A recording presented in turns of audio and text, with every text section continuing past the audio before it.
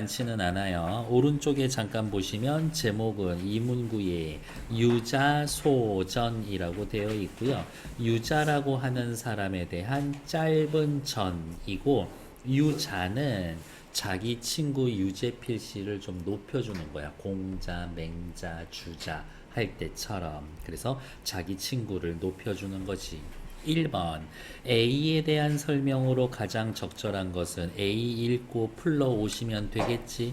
밑으로 내려와서 2번 문제 기억 동그라미, 니은 동그라미에 대한 이해로 적절하지 않은 것은 주머니를 털었다, 인물의 행동. 주머니를 뒤졌다, 인물의 행동. 그러니까 당연히 이거 기억 니은에 대한 이해는 이러한 행동을 하게 된 이유나 그 결과를 물어본다거나 이러한 행위를 할 때의 인물의 심리는 뭐였을까요? 를 파악하라는 문제인 거지. 너무 당연한 거 아니야? 눈앞에 어떤 사람이 어떤 행동을 하면은 쟤 왜 저래? 라고 궁금해하는 건 당연하지. 다음 페이지. 윗글에 대한 이해로 가장 적절한 것은 소설에서의 OX 문제 확인하는 거죠. 그의 거래처는 그의 해결사 면모를 보이는 어쩌고 저쩌고. 그는 자동차 보험 회사와 나는 어머 이거 소설인데 나라는 말이 등장하고 있어? 그러면 안 봐도 알겠지. 이 소설은 1인칭이야. 근데 내가 내 얘기할까? 아니지. 내가 유자라는 사람에 대해서 이야기할 거죠. 그러니까 1인칭 관찰자 시점이었겠구나라는 걸 확인해 놓으라는 거지. 그가 반찬 가게에서 어쩌고 저쩌고 하는 이유는 됐어. 밑으로 내려와서 본문 그냥 큰일 날 뻔했네. 문제에 뭐라고 쓰여져 있어요? 보기를 바탕으로 라고 쓰여져 있지. 그러니까 보기를 먼저 읽어보란 얘기지. 인물의 성격을 드러내는 행동은 환경의 변화와 같은 자극에 의해서 개성적으로 나타난다. 즉, 행동은 환경의 변화와 같은 자극 때문에 일어나는 것이다. 개성적이야. 똑같은 상황에서 모든 사람이 같은 식으로 반응하는 건 아니잖아. 특히 의지적 인물의 경우 안 봐도 알 수 있어. 여러 인물 중에서 의지적 인물에 대해서 이야기해준다. 이 소설의 주인공 유자는 의지적 인물이구나 추측할 수 있지. 타인의 관점에 의존하거나 주어진 역할에 만족하기보다는 자신이 맡은 역할이 지닌 본연의 의미를 찾고 그 의미를 실현하려는 의지를 보인다. 지금 이게 내가 할 일이야. 누가 시켜서 하는 거 아니야. 내가 원해서 하는 거지. 내가 일을 하고 있어. 누가 시켜서 하는 거 아니야. 나는 이 일에서 의미를 찾아낼 거야. 상황의 변화에 따라 다양한 행동 양상을 보이지만 다양한 행동 양상의 바탕에는 자신의 판단의 기준이 되는 자율적 준거, 기준이 존재하기 때문이다. 따라서 의지적 인물은 삶의 의미에 대해 고유한 도덕적 관점을 제시하고 실천하는 인물이다. 너무 멋있다. 나는 내가 옳다고 믿는 길을 가겠다라는 사람인 거니까. 앞으로 넘어오죠. 아까 말씀드린 것처럼 지금 우리 모의고사 준비하고 있는 거잖아요. 필기를 학교 필기처럼 엄청 많이 하지 않을 거라고 시작해보자. 그는 여지없이 그날로 좌천되었다. 무슨 말이냐면 이 아저씨가 원래 재벌 총수의 운전수였어. 집안에 불당을 모셔놓고 부처님 상을 갖다 놓고 이 그는 항상 그 부처님 불상을 깨끗이 닦아야 돼. 근데 엄청 열심히 닦은 거야. 그래서 총수가 열받아가지고 잘라버려. 근데 아예 자른 게 아니라 너무 누구나 하기 싫어하는 자리로 그냥 보내버려. 그는 여지없이 그날로 좌천되었다. 좌천지는 그룹이 속한 모든 차량의 교통사고를 처리하는 부서였고 관할 구역은 특별시 전역이었다. 즉 무슨 말이냐? 할 일이 많다라는 얘기인 거야. 여러분 똑같은 월급 받으면서 일 많이 하고 싶어? 조금 하고 싶어? 조금 하고 싶지. 아예 안 하고도 싶지. 이른바 노선상무가 된 것이다. 노선상무는 또 노상상무였다. 사무실에 앉아 있을 시간이 없어. 다른 건 몰라도 풍찬 노숙, 찬바람 맞는 건 제도적으로 보장된 자리였다. 남들의 관례를 보아서 누가 이 자리에서 일해라라고 하면은 나보고 회사 나가란 소리구나. 더러워서 못 다니겠다. 당연히 사표를 던지려니 하고 있었다. 업무의 내용이며 난이도며 조직에서의 위상이 비교할 수 없는 거리로 벌어진 것이 사실이기 때문이다. 하지만 그는 사표를 내지 않았다. 왜? 주체적 인간이니까. 의지적 인물이니까. 아무 말 없이 우와 새로운 업무를 캐고 익히고 있었다. 왜? 그는 의지적 인물이니까. 그가 그러고 있으니 남들은 아유 창자 없는 인간아. 여기는 눈치였다. 그를 쳐다보는 연민 어린 눈길이 그것이었다. 라고 하면서 타인의 평가는 이랬어. 비록 총수의 측근에서 운전수에서 그야말로 하루아침에 워낙도 멀고 악한 섬과 다름없는 말단 부서의 현장 실무자로 유배된 셈이지만 공사석을 막론하고 한마디의 불평도 입에 올리지 않았다. 대단하다. 위선자 재벌 총수의 몸을 모시고 다니는 것보다 떳떳하고 아울러 속도 그만큼 편할 거라고 자위하고 있었다. 새로 맡은 자리가 험악한 자리임을 설명하기에는 실로 긴 말이 필요하지 않았다. 새로 맡은 자리는 험악한 자리야. 차량의 운행 노선이 여러 갈래인 만큼 거래처가 많아. 대강 뽑아도 즉 여기서의 거래처는 상대하는 사람들인 거야. 사고 현장을 뛰어나온 교통순경, 경찰서와 검찰청, 법원, 변호사, 노선을 달리하여 병원의 응급실, 입원실, 원무실, 보험회사가 있었다. 영안실, 장의사, 공원묘지, 화장터도 거래처. 그러나 어떤 기관보다 상대하기 까다로운 것은 왠지 무엇보다 가장 이러한 것들은 좀 중요한 얘기 나오지 않나? 가장 까다로운 것은 피해자 측에서 선임한 변호사가 아니라 피해 당사자 내지는 그 유가족들이었다. 이 사람들 상대하는 게 제일 힘들어.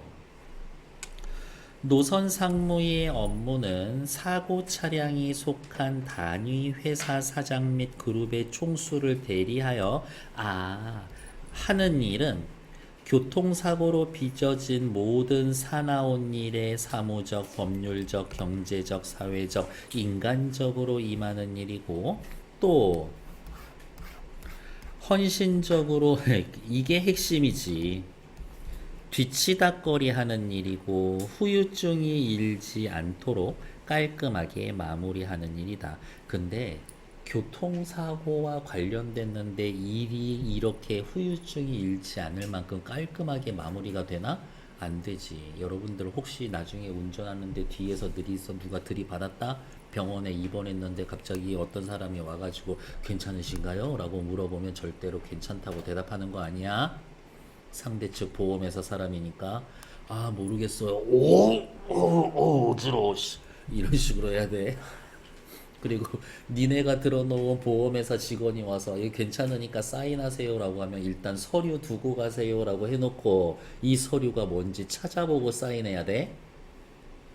대부분 뭐가 끼어 있냐면 보험회사 지들이랑 연결되어 있는 병원 가서 다시 진단받겠다 그런 얘기가 나올 거거든.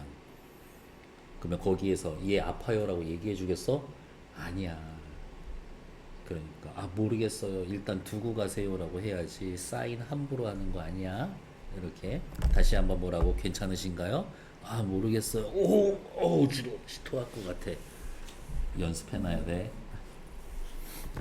좋은 거 가르친다 진짜. 아, 그러나 그 모든 복잡하고 사나운 일의 처리는 앞에서 말한 여러 갈래 노선의 거래처를 상식적, 논리적, 과학적, 법률적, 경제적, 현실적, 인간적으로 일단은 이기는 걸 기본으로 하지 않으면 안 되는 거였었다. 그는 그러나 모든 거래처와 그렇게 겨루어 이기더라도 이긴 것 자체에만 뜻이 있어서 만족할 위인은 아니었다. 야 됐고 그냥 이씨. 저기 뭐야 위자료 이만큼만 받고 떨어져. 이게 아니야. 스스로가 용납하지 않았다. 이기지만 양심적으로 정서적으로 이겨야 됐어. 그러니까 이 일 하는 게 얼마나 피곤할까 남들이 봤을 때. 인간적, 양심적, 정서적으로 이기는 일이 그렇게 어려운 일은 아니었다. 사필귀정, 세상의 모든 일은 반드시 올바르게 되돌아간다. 결국엔 착한 놈, 착한 사람 복 받고 결국에 나쁜 놈은 벌 받게 되어 있어. 사필귀정의 원칙과 진실에 대한 신뢰의 흔들림이 없는 이상 어려운 일은 아니었다. 자신의 양심과 정서를 바탕으로 일하는데 어떻게 대충대충이 없어 거래처의 인성을 짝으로 삼아 주어진 소임을 다하고자 노력했어.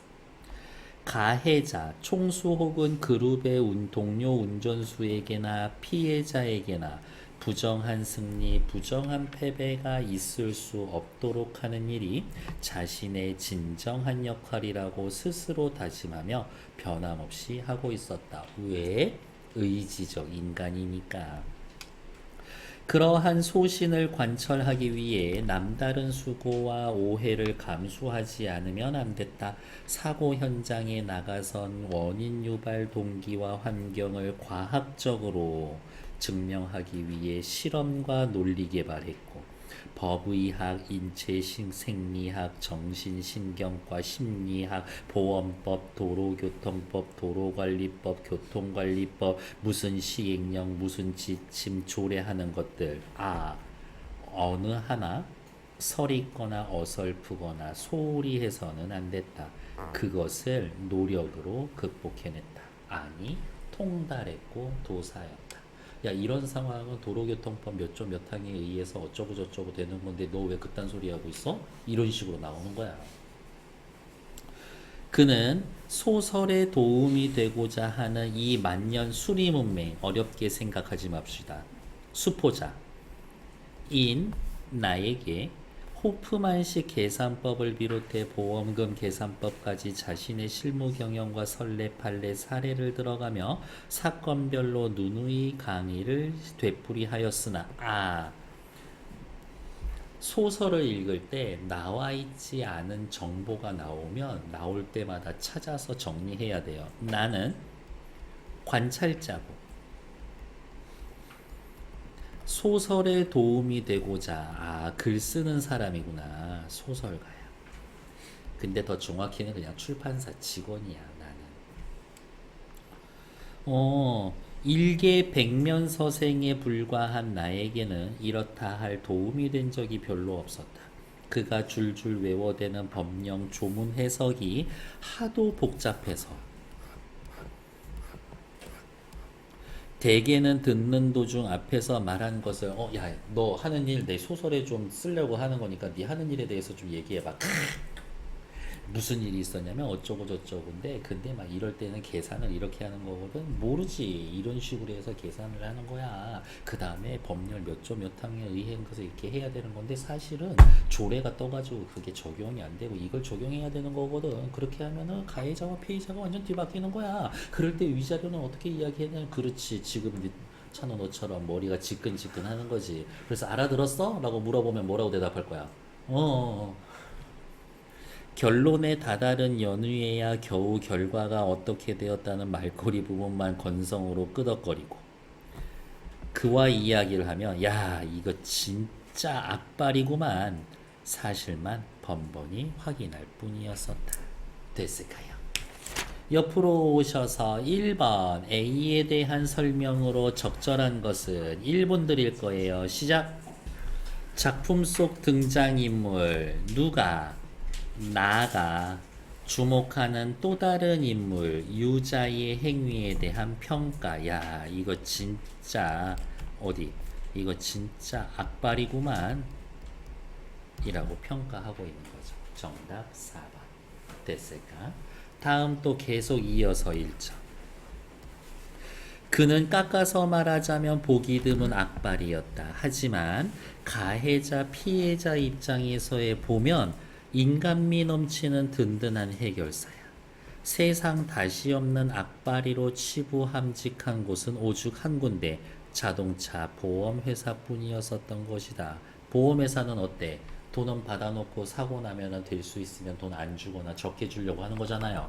그러니까 각종 법률 갖다 들이대면서 한 푼이라도 더 받아다가 피해자, 가해자한테 주는 거야.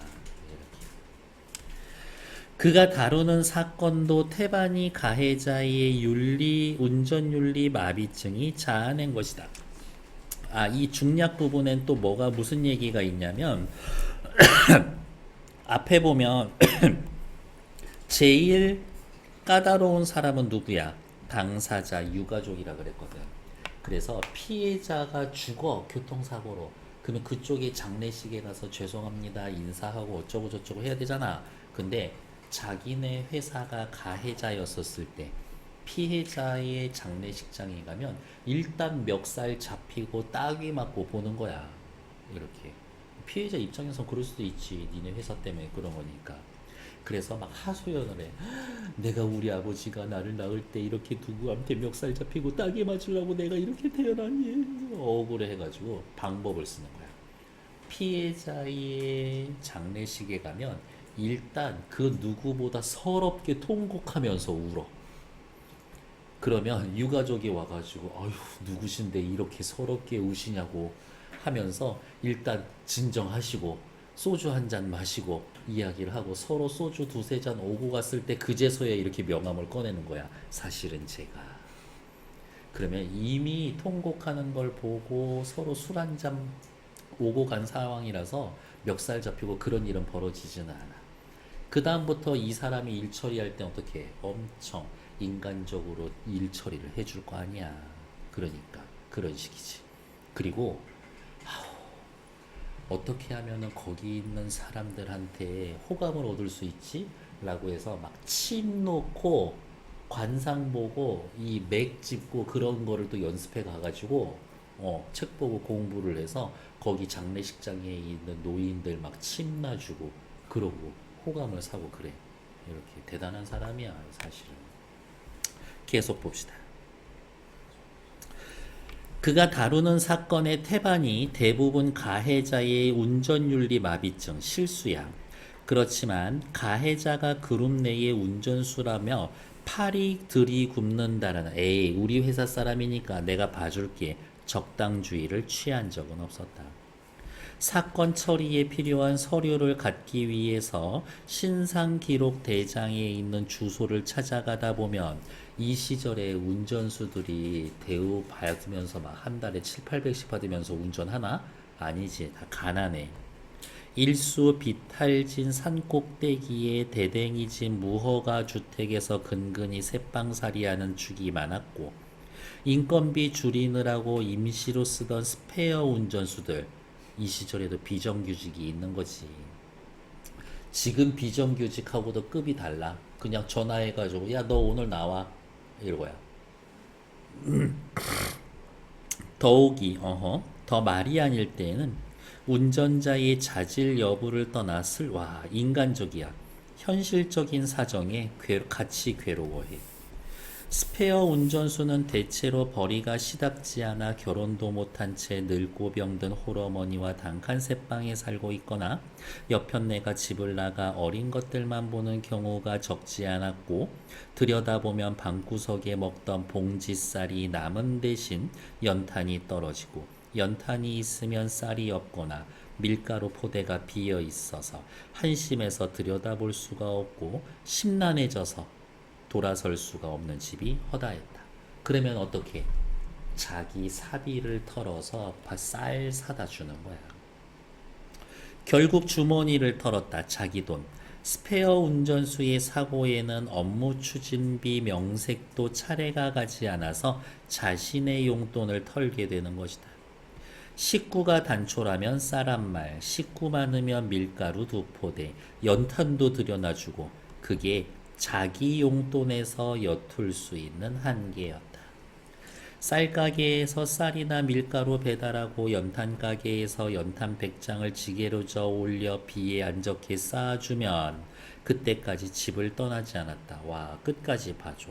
집을 나와서 골목을 빠져나오면 뭔가 빠뜨리고 온 것처럼 아 맞다 씨 쌀만 사주면 뭐해 반찬도 하나도 없는 것 같던데 동네 초입의 반찬 가게를 보고야 아까 그 집의 부엌에 간장밖에 없는 게 뒤늦게 떠올라 또 자기 주머니를 털어.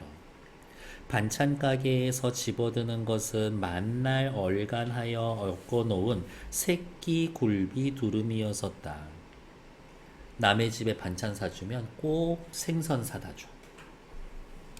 바다와 연하여 사는 탓에 밥상에 비린 것, 생선이 없으면 먹어도 먹은 것 같지 않은 대천 사람의 속성이 그런 데서 트인 것이다. 요거 누군데? 그야, 유자야, 유자. 도로 산비탈 기어 올라가 굴비 두름을 개 안닿게 고양이 안닿게 야무지게 매달아주면서 부엌에 겨우 간장밖에 없으니 배비고 수제비고 건더기가 있어야 넘어가죠. 탄불에 고 자시든 뱁솥에 쪄 자시든 하면 생긴 건 오죽잖아도 내 입맛에 그냥저냥 자셔볼만 할겨.